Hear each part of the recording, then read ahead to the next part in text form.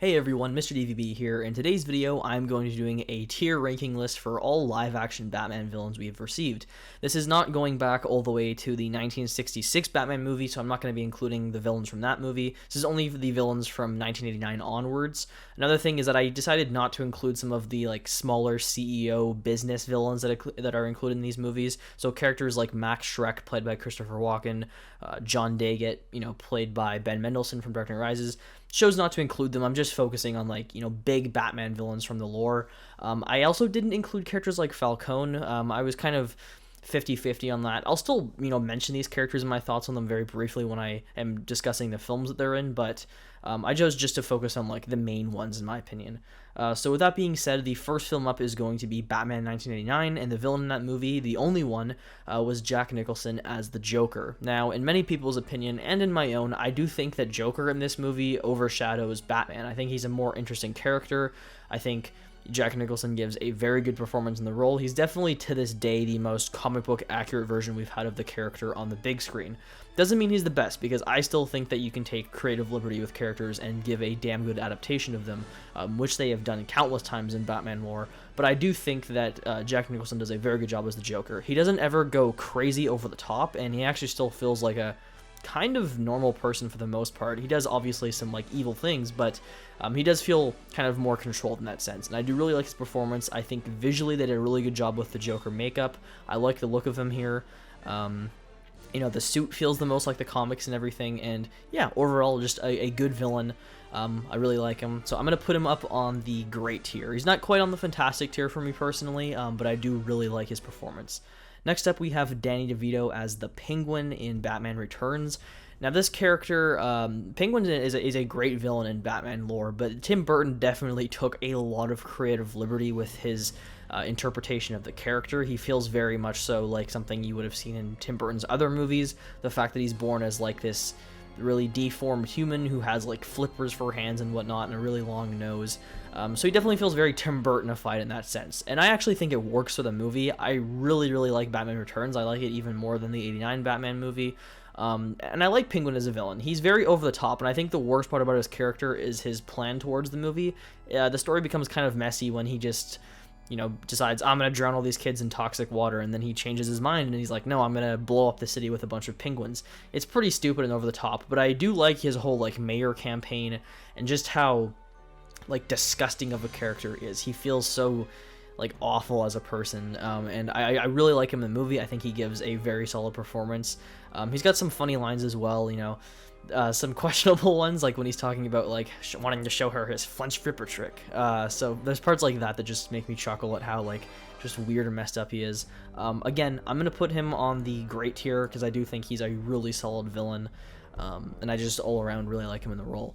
Then we have Michelle Pfeiffer as Catwoman. Now, a lot of people think she's just phenomenal in the role, and I actually never really felt that way until rewatching the movie recently. On rewatch, and I've seen the movie many times before. It's not like when I say rewatch, it's my second time viewing it, but just when I watched it most recently, I did find myself really appreciating her performance more than I ever did before, and not just for her performance, but also just the way her character is written, her relationship with Bruce Wayne and with Batman. That's one of the things I really liked about Batman Returns that really stood out to me, was kind of that dual relationship where they both have a romance with each other as their other person, or as their other identity.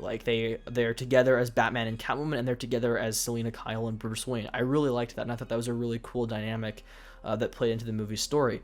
I think she sells both roles really well. I think she has an interesting story in the movie, wanting to get revenge on Max Schreck, and how it kind of breaks down her character and affects her emotionally. I love this scene when she brings the pistol to that big masquerade ball and she plans on killing him.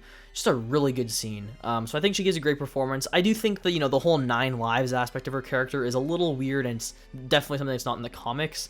Again, it's a Tim Burton aspect, but I don't hate it. I think it works, I guess. It's just not something that I would normally like, but I think it's alright in the movie. I'm honestly putting her up on fantastic tier, though. I think all around she's just a really good character, and she's she is a villain in the movie, I would say, right? In the other times that we've seen Catwoman, she isn't really a villain. She's usually an anti-hero, or just kind of trying to help herself out.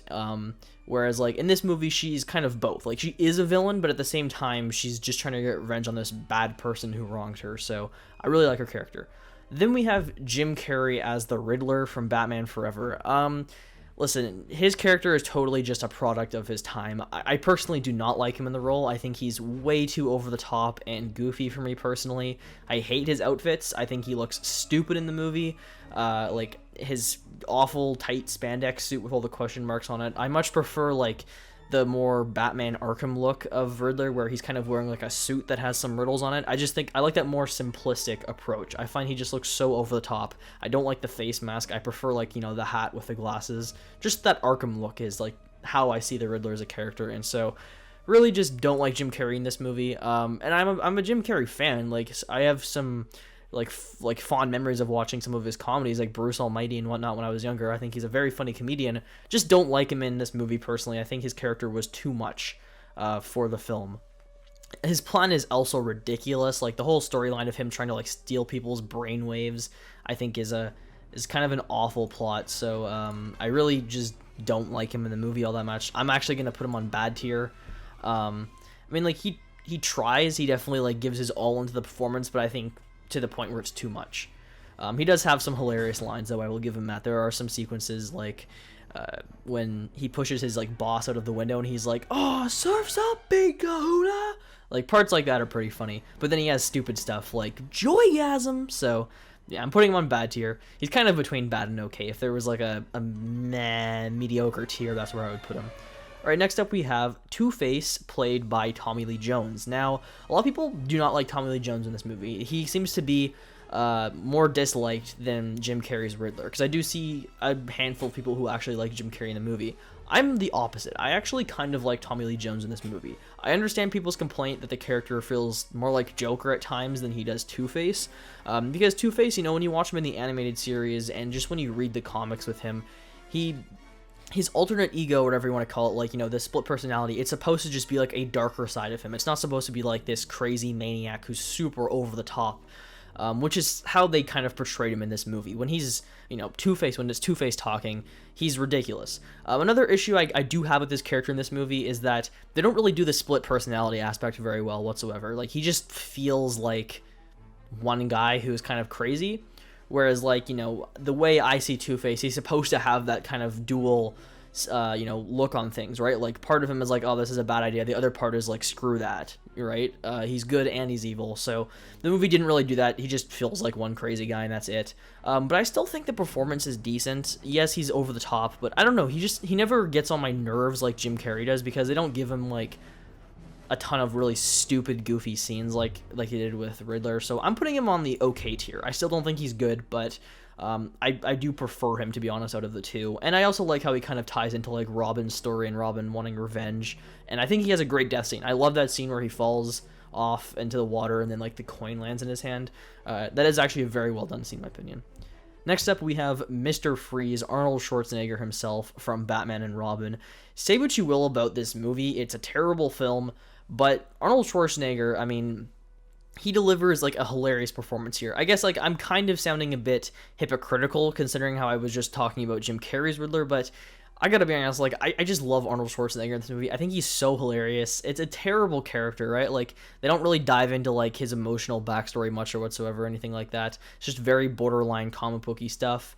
But you know, he just has so many ice puns, and it's just so hilarious all the time. He's just making these lines that are memorable, like, no matter what. Like, he is at least a memorable character. He's not a forgettable villain in any way. So I'm gonna put him on, like, to be honest, I think I'm gonna go okay tier. Realistically, he is a bad character for sure, but I think I just get enough enjoyment for him where I would honestly just have to put him on okay, because he is just so funny in this movie.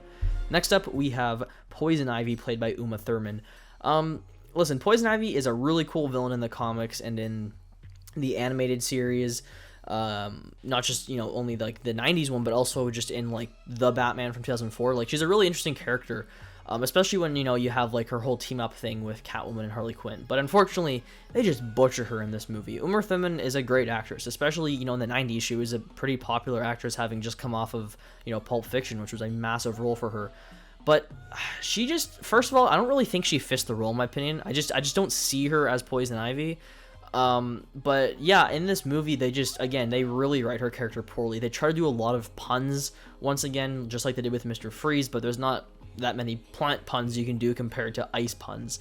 And her plan's just stupid. She really overacts when she's Pamela Isley and she's just like, you know, arguing with Bruce Wayne at that political convention or whatever it was supposed to be. She just really overacts, and it's obviously intentional, but it just doesn't work for me. I'm putting her on bad tier. Just really don't like her character in the movie. I think she's way too stupid and just goofy. And she has her stupid costume changes as well, that like her red outfit at the end of the movie, which looks awful. I don't understand the point of it. So yeah, really don't like her. Next up, we have Bane from Batman and Robin. Bane's one of my favorite Batman villains of all time. He is my second favorite, or third favorite, I would say. And so, you know, while this version visually, I guess, is a bit closer to how he looks in the comics, it doesn't matter. He is just terrible in this movie, and I still don't think his appearance is good. I think the paint or whatever they do on his skin, like they you know, obviously alter his skin to make it look more green. I think it looks ridiculous.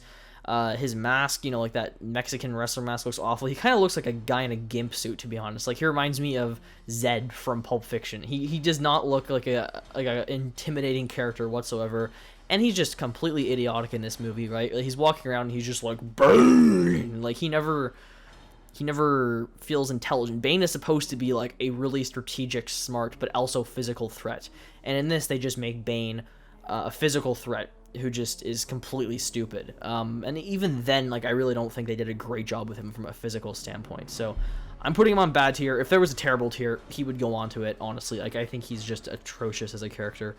Next up, we have Ra's al Ghul, or Ra's al Ghul, however you want to pronounce it, from Batman Begins, played by Liam Neeson. Now, I think Liam Neeson's a phenomenal actor, one of my favorites of all time, and I think they did an excellent job with Ra's here. Now, yes, he's not, you know, like, super accurate to the comics because he doesn't have that whole, you know, like, now, like, he's not super accurate to the comics because he doesn't have the ability to, like, come back from the dead countless times and just, like, not die, because there's no Lazarus pit in the Dark Knight trilogy.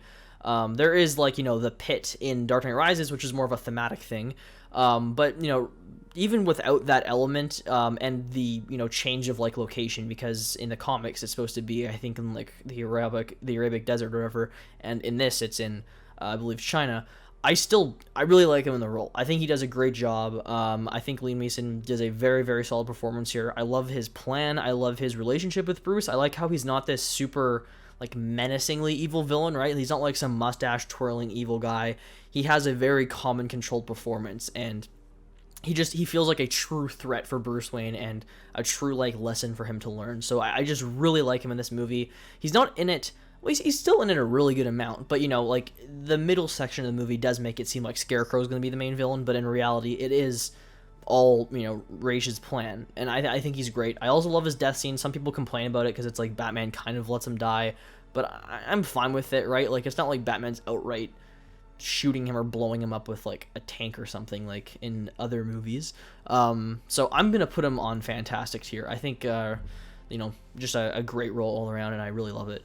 Next up, we have Scarecrow from Batman Begins. Scarecrow is my personal favorite Batman villain of all time, in the comics, in the video games, and whatnot. I think he's awesome, and I would love to see him done again in the future, as, like, the main threat. As for this movie, I really like Scarecrow. I think he's intimidating. I think Cillian Murphy gives an awesome performance as the character.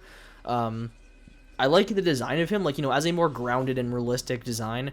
I do like, you know, his, like, just wearing a simplistic suit, and then he has a burlap bag. It still looks like Scarecrow, right? Obviously, I'd love to see, like, something a bit more like the comics, or a bit more like the games, where he has, like, the really creepy mask, the hood, and then, like, the needles on his glove. But I still think this design's great. I love the voice of him as well when he's actually, like, you know, using his toxins on people. So I think he's a really good villain. He's obviously just kind of like a pawn to Ra's, though. He's not the main threat. But, you know, when he's in the movie, I think he's intimidating, and I think he works. So I'm going to probably put him on the great tier. Realistically, I mean, I think he's probably closer to good, but I do just really like Scarecrow as a villain overall, so I'm going to put him on great.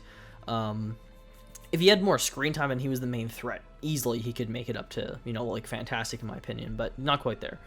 Alright, next up, we have Heath Ledger, the Joker. I mean, what is there to say that hasn't been said already? This is one of, if not my personal favorite performance of all time in any movie. Like, Heath Ledger's just incredible in this movie. You know, the character is incredibly written. The dialogue they give him here is phenomenal. Like, there are so many scenes where his words just chew the whole scene, right? Like, just devour it, honestly. Like, he just gives such an amazing performance. But it's also just like the minor things he does, like his little tongue lick or whatever, or his slow clap when he grabs the glass at the party and pulls it towards him and then like it spills the drink. Like, all these little things he does that I just love so much. Like, these little tiny aspects of his performance that are just perfect. So I think he's amazing in the role. Obviously, his plan's great, but there's just so many iconic scenes with him. Obviously, he is like the character who steals the entire movie, no doubt. But it's just like the interrogation scene is just incredible. The opening bank heist, that is like gotta be one of, if not the best villain introductions of all time. Like, he's just so well crafted as a character, and you know, he makes The Dark Knight as good as it is. Next up, we have Two-Face from The Dark Knight. I think who is a very underrated villain. A lot of people just don't give Aaron Eckhart enough credit for his performance. I think he's great here. Really love, like, you know, the whole movie is really about Joker corrupting Harvey Dent. That was his, like, big plan all along, and they just do such a good job of writing it. So I think Aaron Eckhart deserves more credit for what he does here, because I love him as Harvey Dent, right? Like, I'm not just looking at him only as Two-Face, because he's not in the movie that much as Two-Face. I think it's like the last 20 minutes of the movie, but as, you know, like, as Harvey Dent, just as a character overall, he's phenomenal, right? Like, just the arc he goes through, you know, being a hero, becoming a villain, and just all that stuff, taking Gotham's White Knight and bringing him down to our level, right? Like, it's all so well done.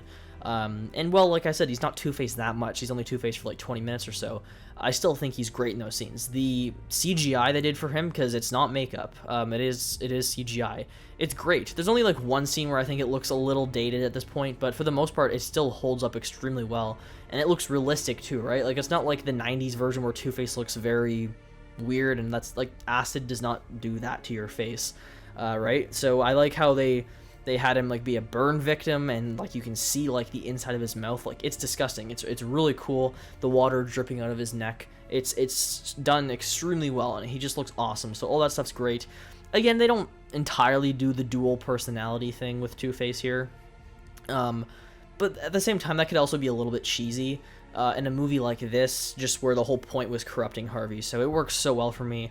I'm putting him on the grade tier. He's not quite on Fantastic for me, just because, you know, I don't feel like he gets enough time as Two-Face, but I still think, you know, his performance is heavily underrated.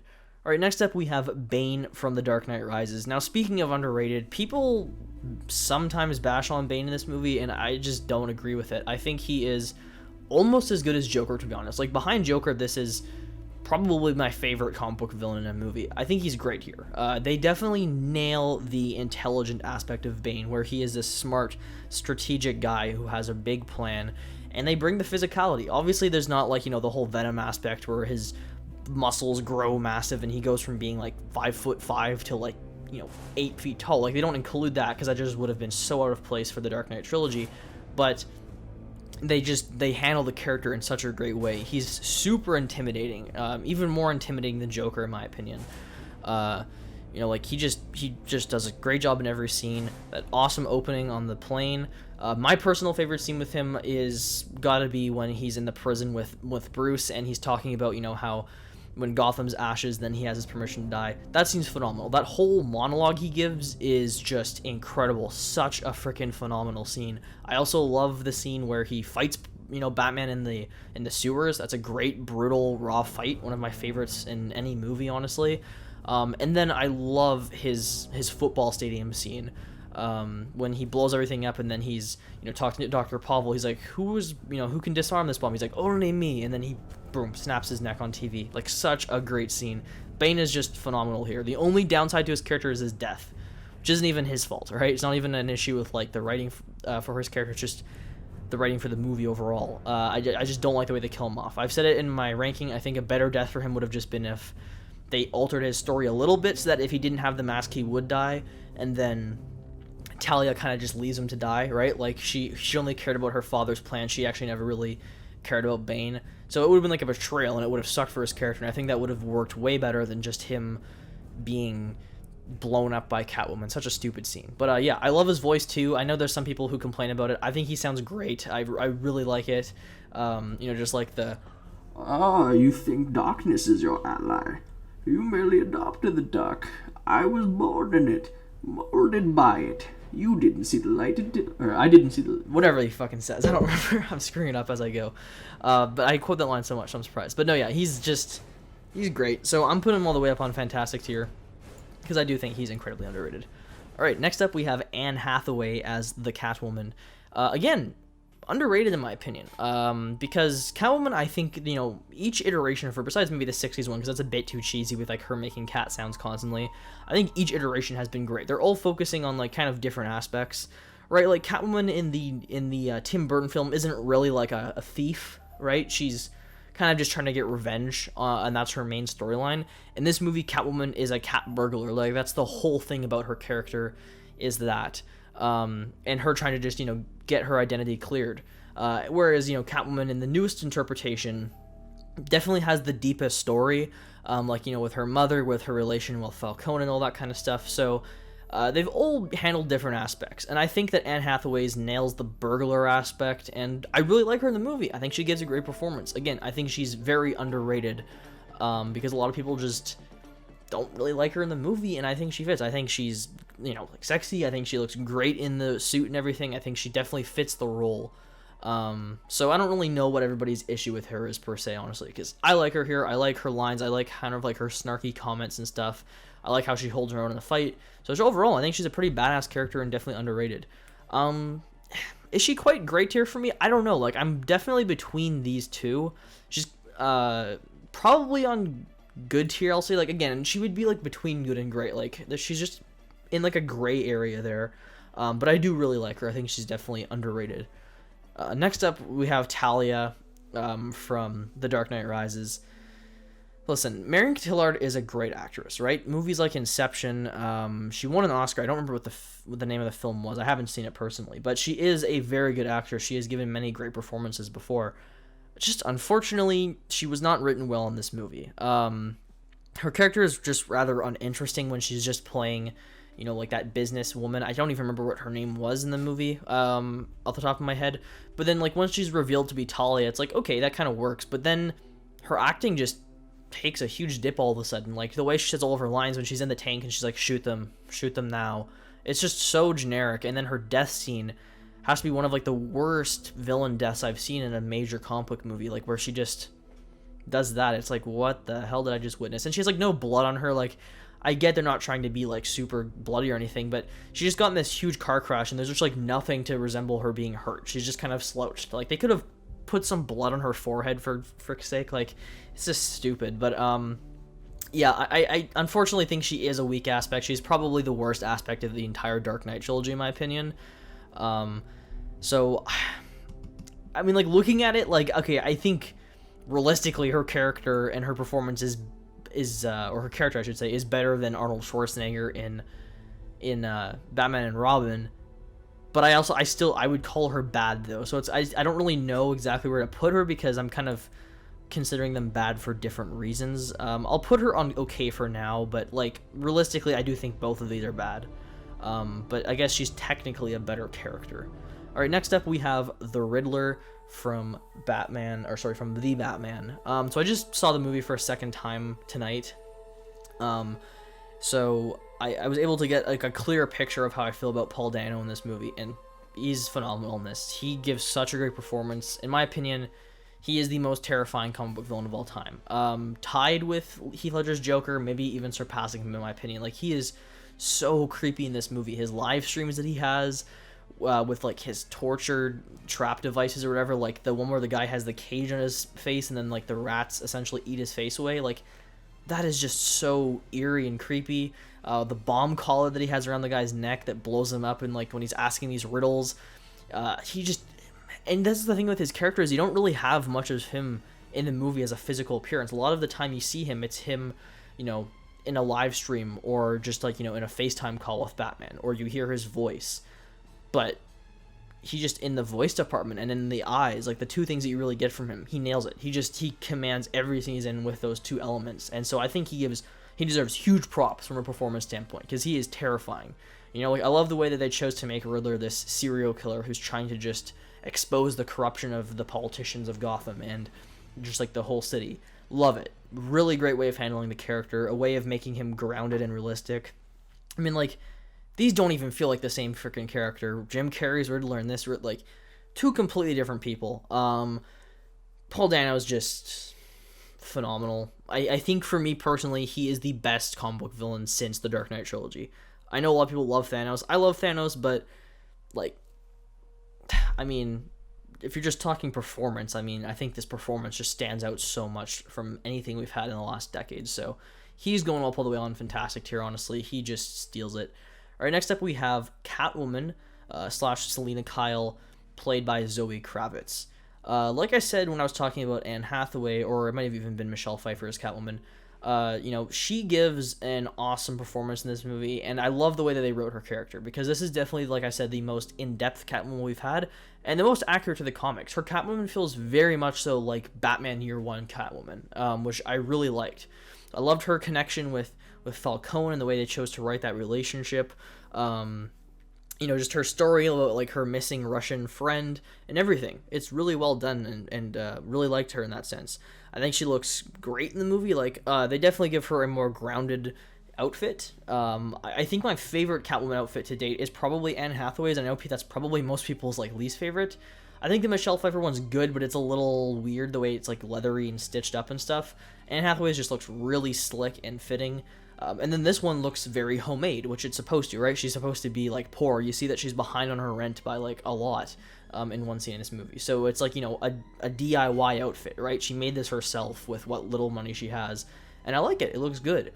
If we see her again in the future, could she upgrade her suit? For sure. And I think that would be great if we got a suit eventually that looks more like the Arkham games, or kind of more like, you know, how we are usually known with, you know, usually used to with Catwoman. But really liked her suit here for the most part. And like I said, her performance, she's not a villain in this movie, right? I wanted to include her anyways to talk about her, but she's really not a villain.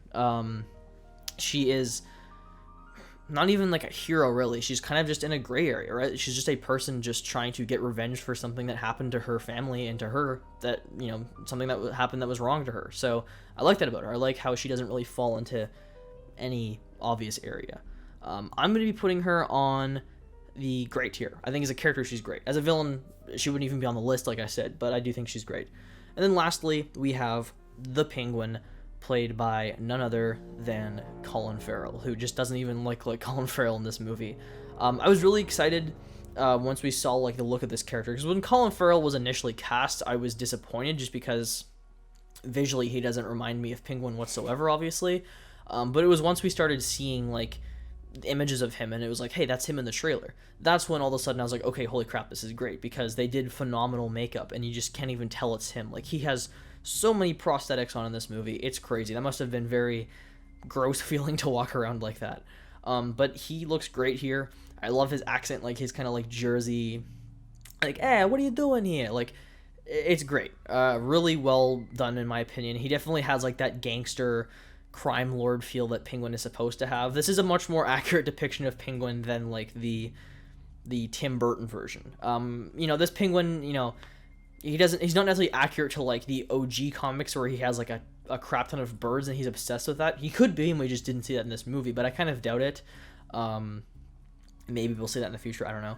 But you know, he still definitely feels just more like the kind of current version of Penguin that we're used to from the games and stuff, where he's just this big mobster who owns, like, you know, the Iceberg Lounge and whatnot. So really liked him in the movie. I thought he was very good. I'm gonna put him on. Again, I want to put him on great tier, but I don't want to like make it seem like I'm in love with every single freaking villain in this franchise. So I don't know. I'll put him there for now, and then I'm gonna go over all of these and actually like legitimately rank them now. So heading into the bad tier, I think Bane is the worst Batman villain, period. In live action, I think he's just awful in Batman and Robin. I'd probably keep it exactly as it is actually for that bottom tier. I think that is how I would rank those characters. Heading to the okay tier. Again, I think I would probably keep it how it is. in that sense. I think that is where I would keep those characters ranked.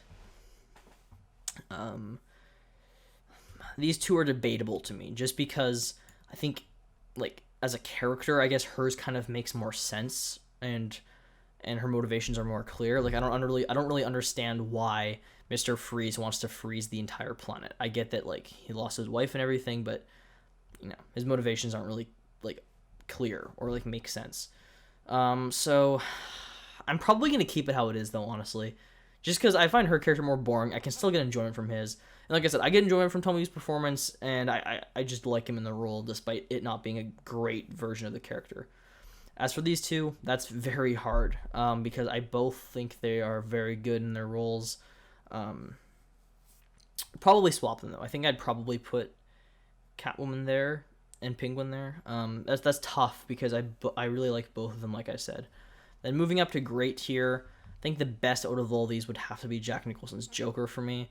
Danny DeVito's Penguin, very over the top, and I'm not a huge fan of his plan and stuff and the way he's written, so I'm gonna move him over to, like, here for now. As a character, I think Zoe Kravitz's Catwoman's great. I would put Two-Face above Scarecrow personally, because I do think he's more interesting. I think between those two, probably put her above Scarecrow, I think. So I think that would be my ranking for great tier. And then finally we have fantastic tier. Joker's number 1, Bane's number 2, and I think that would be my ranking overall. So I think Joker's the best by default, pretty much. Bane's my personal second favorite. Riddler would take number 3. In the middle of the movie, and it's not an issue I have with the film because the story is still flowing in a very good way, but in the middle of the movie, Riddler's character is kind of, like, left out of it for a bit, and they focus on, like, Falcone and stuff because, he is supposed to be, like, the rat that is. So there is, like, it's still a part of Riddler's plan all along. It's just that you don't have any scenes with Riddler for, like, a section of the movie. So he's not in it as much as I would have loved, but for when he's there, I think he's just incredible. Then we have Raish, who I think is just great. Then we have Michelle Pfeiffer's Catwoman. Again, like, personally, like, I like Zoe Kravitz's take on Catwoman more, like, the writing for her I like, but I do think that there's better chemistry and better I just think there's better chemistry, and I think the performance is probably is better for Michelle Pfeiffer. I don't know quite how to word it properly because I think they both give great performances, but I think this is the more interesting version of the character, though, like, just from a story standpoint. But like I said, Michelle Pfeiffer just does a great job with the role. So that is my ranking for all the live action Batman villains. I think the Batman was a phenomenal movie. Like, I've seen it twice now, and I just absolutely love it. I think it's incredible. I cannot wait to see what they do with the series, if they're going to turn it into a trilogy or if there's going to be more than a trilogy. I know they're doing some spin-off series. I can't wait to see what they're going to do. I'm really looking forward to seeing who they're going to do as villains. I know that they obviously tease Joker at the end of the movie, and I mean, for me personally, like, I don't really want to see another Joker. It's also kind of hard not to do Joker and Batman because that's just the main villain, so it does feel weird at the same time not having him. I would personally love to see Scarecrow done again. I think he could really work in the universe that Matt Reeves has created, especially just with the look of Gotham. Like, they could do a phenomenal job there. But yeah, that would be my ranking of all the villains. And I hope you enjoyed this video. Let me know what your ranking is on the Batman villains down below in the comment section. See ya.